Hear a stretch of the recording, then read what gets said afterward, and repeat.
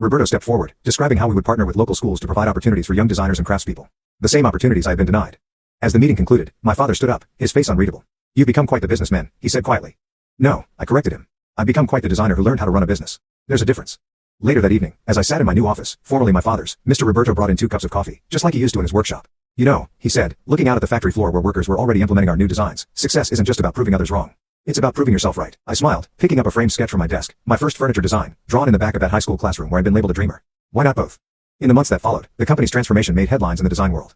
The old storage room where I used to hide and draw was converted into an innovation lab for young designers. Jose's operational changes streamlined production, and our sustainable practices earned industry awards.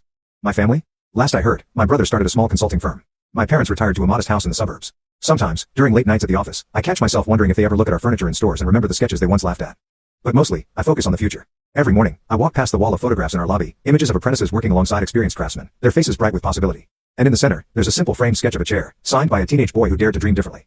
It's not about revenge anymore. It's about legacy. And sometimes, the best legacy comes from the dreams others tried to dismiss.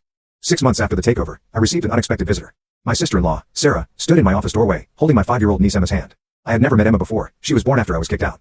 "I know we're not supposed to be here," Sarah said, her voice trembling slightly, "but Emma has something she wants to show you."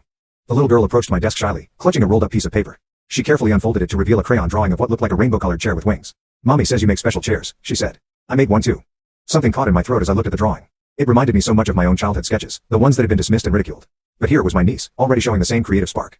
"This is beautiful, Emma," I said, kneeling down to her level. "Would you like to see how we make special chairs here?"